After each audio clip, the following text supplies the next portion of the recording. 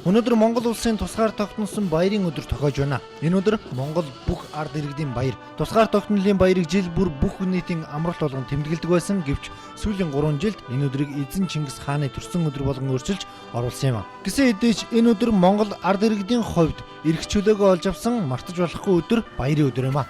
Ийхүү өнөөдөр Монгол ардын нам, үе үеийн гишүүд дарга нарын төлөөллүүд болон иргэд Сүхбаатар Жанжны хөшөөнд цэцэг өргөн их Чингис хаанд хүндэтгэл үзүүллээ.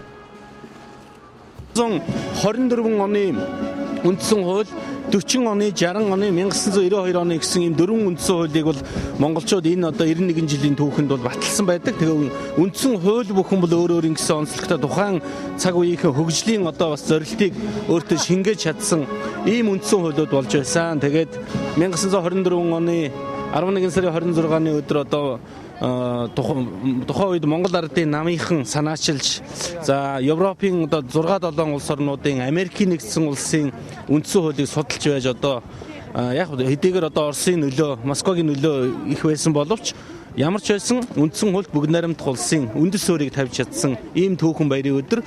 Манай улс 1921-ээс 1924 онд улс төр нийгэм эдийн засгийн эрс өөрчлөлт хийж бүгд найрамдах байгуулалт шилжих бодит нөхцөлийг бүрдүүлж чадсан юм а. Ийхүү 20 дугаар зууны ихэнх үед тус улс хэмжээгүй эрэхт хаан засгаас хэмжээт эрэхт хаан засагт түүнээс бүгд найрамдах засагт шилжсэн нь улс төр ардчлалын хувьд том дэвшил байсан юм а.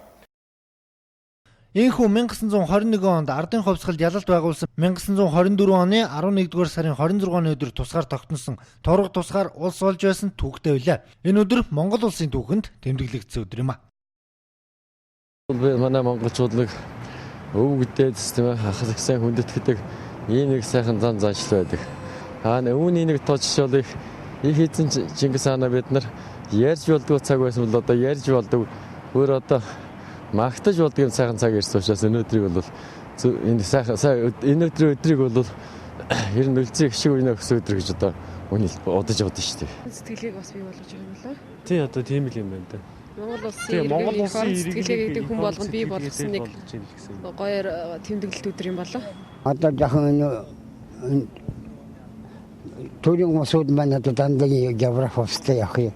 Бүхэл баяруудаа цагаан Чингисийн баяр одоо улсын баяр бүхэлдээ үндэсний хувьстай юмараа. Юу ч тийм биш байна.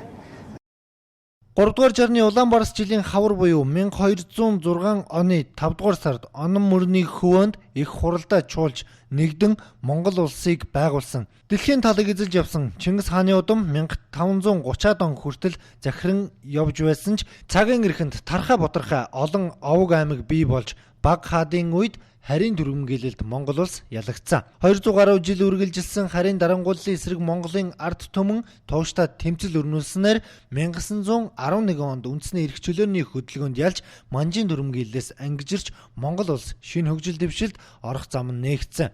1924 онд тусгаар тогтносон бүрэн эрхэд улс болсон юм а.